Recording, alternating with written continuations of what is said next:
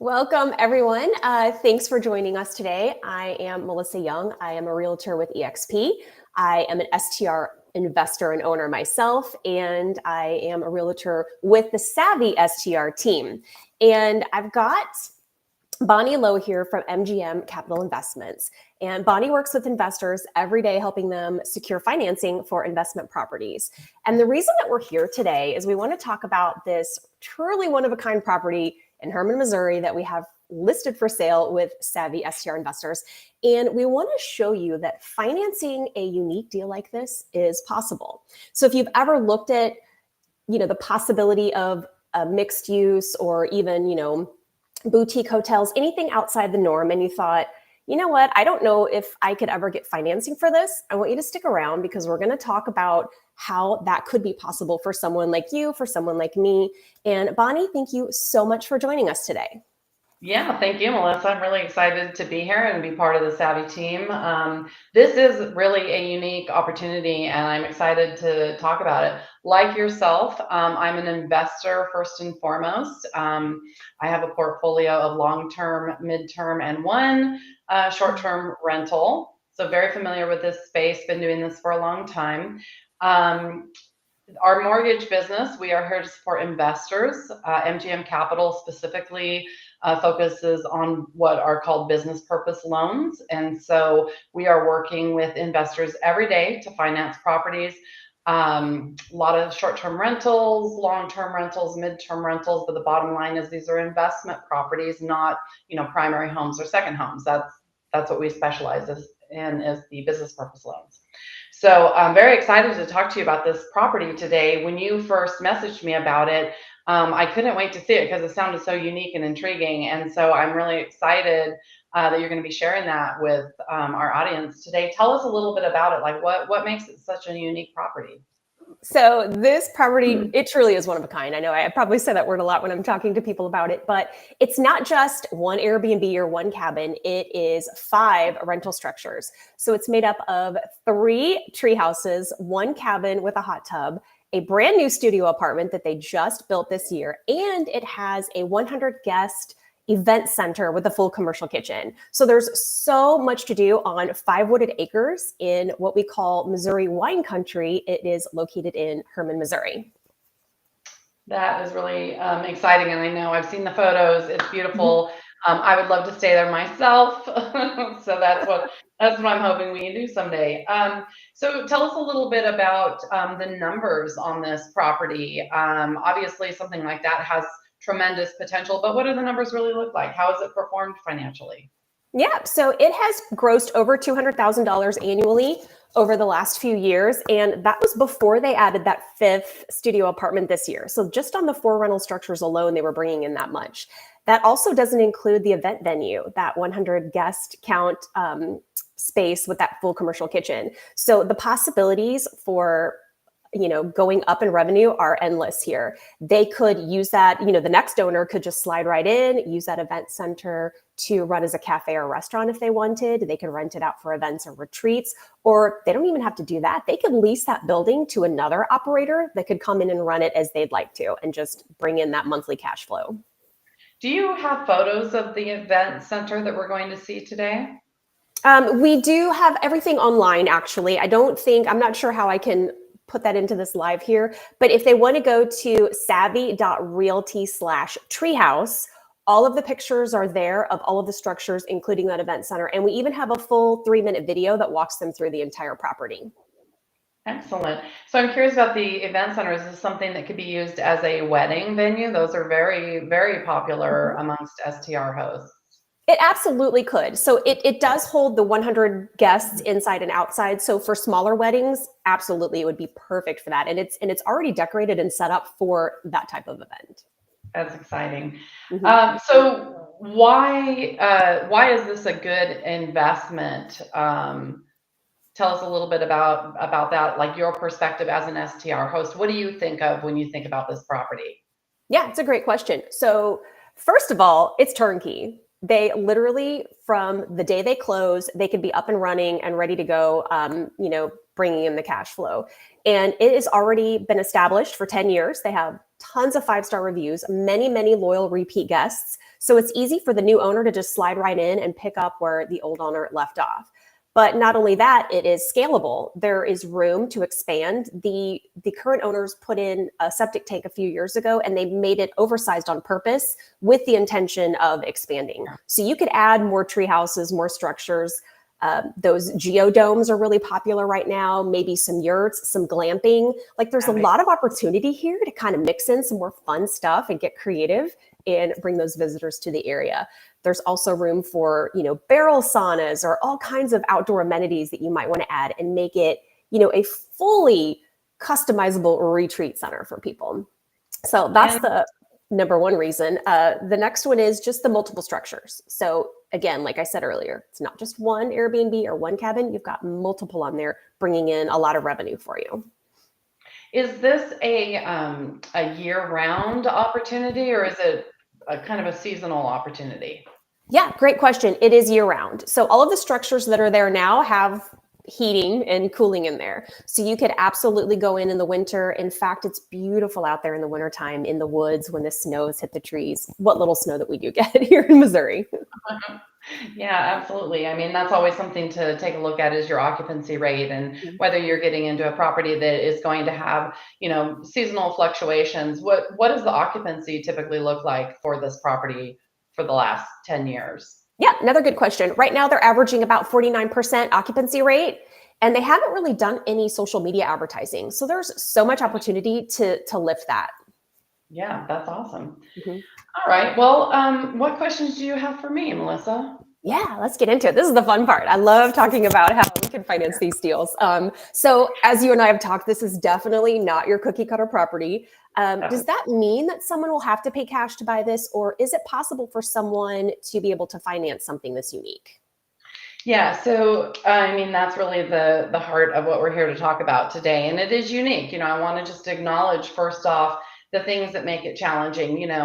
Lenders typically have their buy box, just like we as investors have a buy box. And there are certain things that investors or that lenders are looking for.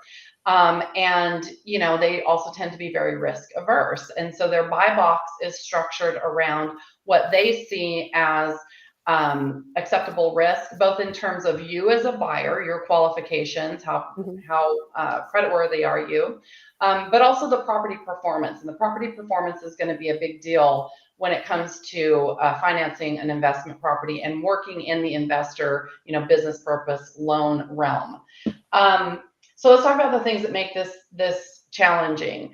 All of the features that you just discussed that make it a really enticing opportunity as an investor are pretty much the exact features that make it challenging from a lending perspective or from a borrowing perspective. So, first of all, it is unique. Being a unique property, every lender is going to be looking at comps, comparables, like what else is out there that can substantiate the value of the property, the earning potential of the property. The more unique it is, the more difficult it is to determine what the comps would be. It is a multi-use property. So you have both your short-term rental stays, and then you have the potential for the event center. And those are very different business operation types. And so that's why we're saying this is a mixed use, more of a commercial type property.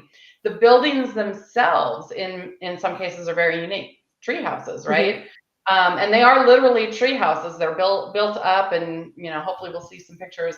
Or if you go to the 𝘂𝗶𝗹𝗶𝘀 website, you will be able to see pictures of those properties and see what we're talking about. But you've got a combination of building structures, because you've got 3 tree houses, I believe. You've got 1 or 2 cabins. You have a studio apartment, and then you have this event center. It's also rural. It's in a fairly rural location. That is also a criteria that lenders look at when they're doing their underwriting. It's a larger piece of land. I believe it's on 5 acres or a little over 5 acres. Lenders tend to prefer smaller properties. It's a short-term rental that comes with its own challenges, but like I said, it's doable. You just have to find the right lender with the appetite for financing commercial, mixed use, and unique properties. And they are out there. So what we do at MGM Capital, we are a broker and we work with probably 60 different lenders. We do DSCR. I think most people are familiar with debt service coverage ratio loans, very common in the short-term rental space. We do fix and flip, ground up construction, bridge. And one thing that we don't talk a whole lot about is the commercial side of the lending. And we work with lenders specifically who do finance commercial properties and who, we have a handful who have an appetite for specialty lending. And that's what I would really consider this type of property. It's going to fall into that specialty lending criteria. And so that's really what we're going to be looking at when we go to source a lender for this type of deal. So hopefully, Melissa, you and I will be able to work together. You'll have a buyer. We'll talk early on about the property qualifications, the buyer's qualifications, and then I will work to bring the lender to the table for this particular type of property. Okay, that sounds amazing. So let's talk about then the borrowers. If I was the borrower, what could I do to prepare myself to qualify for this property? I mean, do I need to have a W-2 income? You do not need to have W-2 income. So this is one of the primary differences when you get into the investor loan space, the business purpose loan. So, I think most of us have bought a primary home before. We've probably used bank or traditional conventional financing, and it's very much about you as the buyer. What is your credit score? What is your source of income? What is your debt to income? These are very standard in the conventional mortgage space when you're financing a primary home, and they are some of the factors that come into play if you are using the second home loan product that is also common in the short-term rental space. But when you step outside of that, things begin to look very different. It is still important that you have your ducks in a row as a borrower. Your credit score, your FICO, is always going to matter because at the end of the day, you are the personal guarantor for the loan, and the lender wants to know that you are creditworthy. So pay attention to your credit score. That's something that I really encourage anybody who is an investor. You should have a credit monitoring service. You should be checking it regularly. You should be very familiar with what your FICO score is, and you should be watching it to see any anomalies that come up so that you can address them ahead of time. Like if you see something on there that doesn't look right, be proactive, go to any of the three or all of the three major credit reporting agencies and flag it and talk to them about it and find out what you can do to fix it if it is indeed correct and it's not just a mistake, because sometimes mistakes do happen on your credit report. So get your credit in order. You're also going to need some serious liquidity for this purchase. So this is not going to be a purchase that most likely is going to qualify for a 20% down or 10% or 15% down payment. You're looking at 25 to 30% down on a property like this. So you do need to know that you have those funds, and they can come from a variety of sources. Some people have that in their savings account. Some people have it in a combination of maybe they have a HELOC, maybe they have a 401k that they're going to borrow from, maybe they have stocks. We can even use crypto. There's an extra step that we have to do to make sure that it's liquid, but you're going to want to make sure that you have that lined up. In most cases, we are not as sensitive to seasoning the source of those funds as you would be with a traditional mortgage. With a traditional mortgage, those funds need to be in your bank account for probably 90 days before they can be utilized for the purpose of underwriting. We don't have those same types of requirements when we're working on the investor side. Nice. We are going to source the funds. We want to know where they're from, and you do have to see sort of the chain of how they went maybe from your stock account to your business banking account. But they don't have that extensive seasoning requirement. So know where your funds are going to come from, whether it's a partner. A lot of lenders will allow gift funds, so it could be a family member, could be an angel investor that you're working with, or a partner who's bringing some of the funding to the table. A lot of different opportunities there for sourcing your funds. But those are the two sort of most important things as a borrower, making sure that you're credit worthy and that you have the funds. Now, when we talk about credit worthy and your FICO score, I want to touch on that just for a minute. To finance a property like this, you want to have a healthy credit score. And so we really want to see 720 and above. 740 and above is better. It's not an absolute, and there are things that we can do to sort of counterbalance that.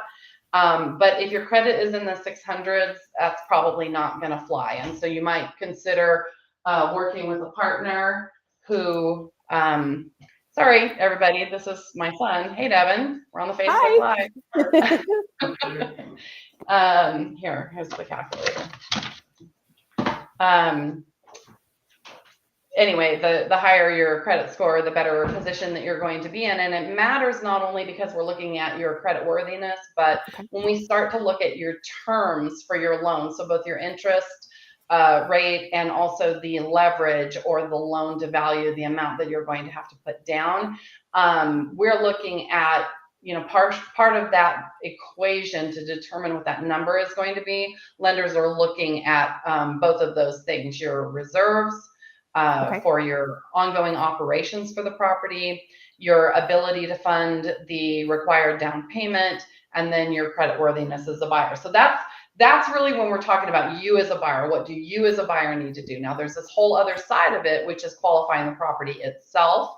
And in the investor loan space, we are actually more concerned about how the property itself is going to perform, which is why our underwriting is not all based on you and your personal financials as a borrower. Yes, those things matter, but at the end of the day, the deal won't work if the property financials can't support it. And so our underwriting is very much focused on the performance of the property itself. Okay. That sounds amazing. So then let's talk about lenders. Do I need to have that already secured and ready to go, or can I put a contract on a property like this and then look for the financing? Yeah, so what I would recommend, because this property is so unique, and honestly, this is a good rule of thumb for any investment property, you should have a relationship with a broker or a lender ahead of time, because you're going to want to have those conversations that we just talked about. Credit worthiness, what are your reserve requirements going to be? What kind of down payment can you expect? You really want to understand that to make sure that you can go through with the deal, right? Because you're putting it under contract and you're basically locking it up. And it's a relationship and a responsibility, I feel, to the seller to be able to close on that property if you say that you can close on that property. So it's important that you have your ducks in a row, and it's also important that your lender is confident that they can close on the property as well. So I recommend that you establish that relationship ahead of time. You should essentially be pre-qualified.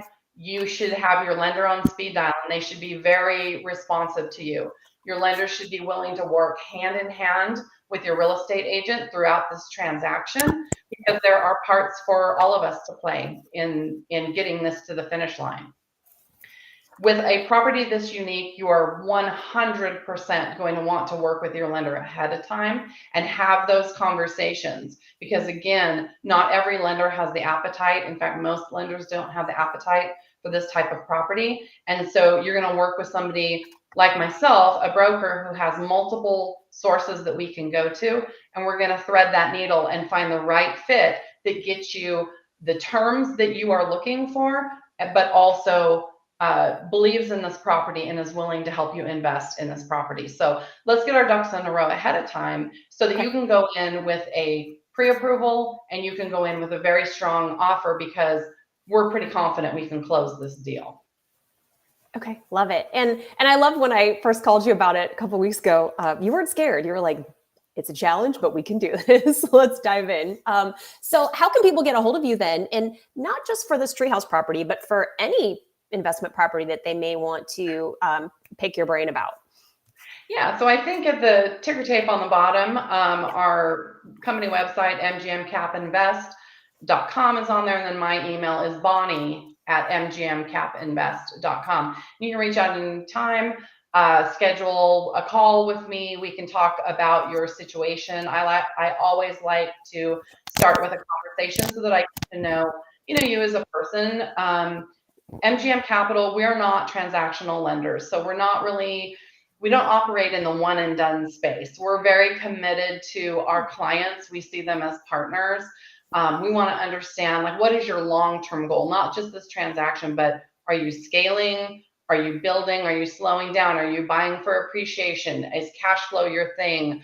What markets are you interested in? What budget are you working with? What is your time frame? We want to have that conversation so we can understand all of those things, and we can be thinking about you. I can't tell you how often I'll see a deal come across my desk and I'm like, oh, Melissa's in that market. Let me send it to her to see if this is something that she would be interested in. So it's really a two-way relationship between us and our client. The other thing that we do all the time for our clients is we'll offer to be another set of eyes for you. So you all have learned how to underwrite your deals. I know 𝘂𝗶𝗹𝗶𝘀 does a great job of helping their buyers underwrite the deals. There are deal analysis calculators out there. A lot of us have been taught to be analyzing deals all the time, even if you're not making offers, so that you get really familiar with how to do your own underwriting, and you know what metrics are important to you, be it cash on cash return, cash flow, like any of those things, right? But sometimes you want another set of eyes, and we can do that for you, particularly looking at it through the lender's perspective. So again, we can give you an idea of what the debt service coverage ratio might be on a particular property. We can pre-identify any challenges that we see, either for you as a borrower or for the property itself. And then when you get ready to make your offers, we will work with you to provide a pre-approval letter so that you can go in with a really strong offer. And that's something, Melissa, that you and I would talk about. You as the agent, you would say, my buyer is looking to purchase something 123 Main Street, Hermann, Missouri. And I would say, great, I've already talked to them. We have them pre-qualified. They're in our system, and I can give you a pre-qualification letter so that you can submit that with their offer if that was something that your client wanted us to do for them. So those are some of the many ways you can work with any lender, not just us, but that's some of the ways we work with our clients at MGM. Okay, that's fantastic. Let's talk a little bit about timing. As you know, the One Big Beautiful Bill passed at the end of July, I believe, and 100% bonus depreciation is back. Yeah. So I know I've been talking to so many investors the past couple of weeks who are scrambling to try to find a property quickly, get it into service before year's end so that they could take advantage of those tax breaks on their 2025 returns. And so let's do this question in two parts. A property such as this Treehouse, could it be possible for someone to put an offer in the next few weeks, get funded, get closed, and be ready to go by the end of the year? Keep in mind, they already have bookings on the books that they'll transfer to the new owner, so they won't even have to worry about marketing it. But then also, second part of this question, other properties, regular homes, single families, maybe some that aren't as complex, could realistically, they get under contract in the next couple of weeks and have it put into place by year's end? Yeah. So let's talk about this property first, because it is unique.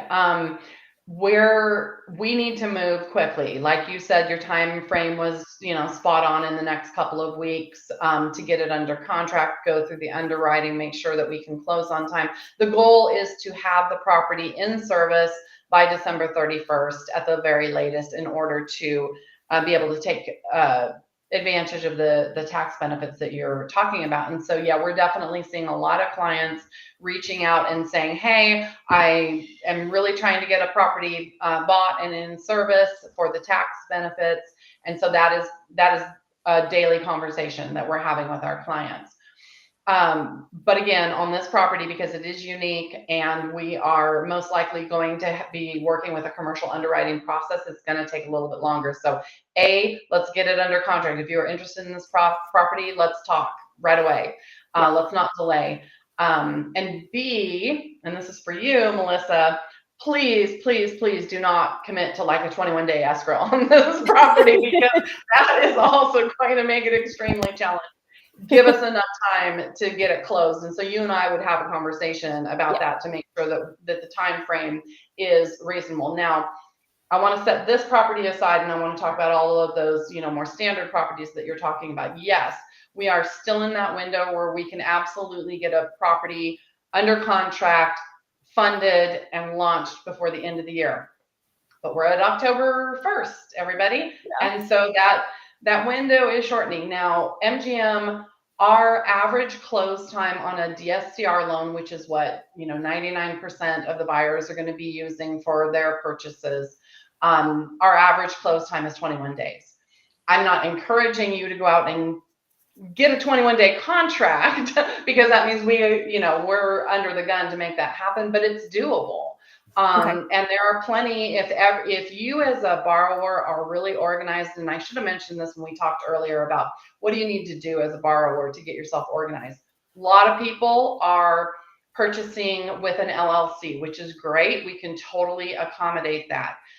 But in order to prep, make sure that you have if you want to buy in an LLC, you do not have to. But if your business model is to purchase with your LLC, have your LLC entity created, and it doesn't take a lot. But if you are going to use an attorney to create it versus one of the online resources, they're going to need some lead time to do that as well. So we're going to ask you to have your articles of incorporation, your operating agreement, your EIN. We're going to need a certificate of good standing. If there's a holding company involved, also totally doable. It's just a little more paperwork that we deal with. That's part of what you can be doing to get your ducks in a row if you plan to buy it with an LLC or any type of an entity structure. Okay. So just given that that is one of the elements that we will be dealing with once we get into the underwriting phase.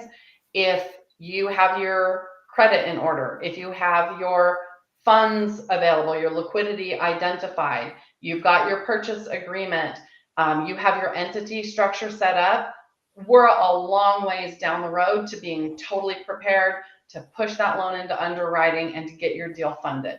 So if you can come in really organized like that, and we help our borrowers, we give them a checklist that says these are all the things we're going to need to do a DSCR loan, or if you were purchasing and doing like a fix and flip or a fix and hold type loan, same thing. We provide you right from the get-go a checklist that says these are things we're going to need from you. They're very similar, so that you can be prepared and set up for success from day one. And we're going to walk you through that process. We have processors on staff who will work with you on that documentation and try to keep you organized and keep everything moving forward in a timely fashion. Sounds amazing. It's like the easy button. I like it. We try to make it easy. Yeah, got to make it easy for you guys. Okay, so we're getting close on time here. I hope that everyone found this valuable, even if not for this Treehouse property, which I would love to help you purchase this, and Bonnie would love to help you finance. So definitely reach out to us. Our information's flowing across the bottom there. And we did drop the Treehouse website in the chat as well. If anybody has any questions, feel free to drop those in the chat. We can answer those here really fast. We are going to download this live, put it on YouTube so that you can rewatch it later, share it with your friends at parties, whatever. Bonnie and I are here to help you. Again, love to help you on this Treehouse, but savvy STR investors, we have agents all across the country in the top vacation markets. So if this deal isn't right for you, in this amazing deal in Hermann, Missouri, but you're looking at something in, Florida or Utah or anywhere in this country, please get a hold of us here at Savvy. We'd love to put you in touch with the right people. And Bonnie, you can lend pretty much anywhere, right? Yeah, I mean, everybody has challenges in North and South Dakota. Poor North and South Dakota. There are not a lot of lenders that operate there. But generally speaking, we're going to be able to lend in most states. There's challenges here and there in certain states like Arizona and Utah, but totally doable. And that's the benefit of working with a broker, is that we have multiple resources to go to. So we will find the lender that can lend there. Okay, perfect. I love it. Thank you so much, everybody, for joining us. I think we're going to go ahead and call the time so that we can give everybody the rest of their day back. And again, we're going to download this, put it on YouTube. If you guys have any questions, feel free to reach out. We hope that you found enough information here that you can take away and help you along on your investor journey. Bonnie, do you have anything else you want to add here at the end? No, just thank you for joining us. This was great, and I appreciate the invite today, Melissa. I'm really excited. I do love a challenge, so yeah, I'm really excited to do this one. Me too. Thank you so much for your time, everybody, for joining us. Have a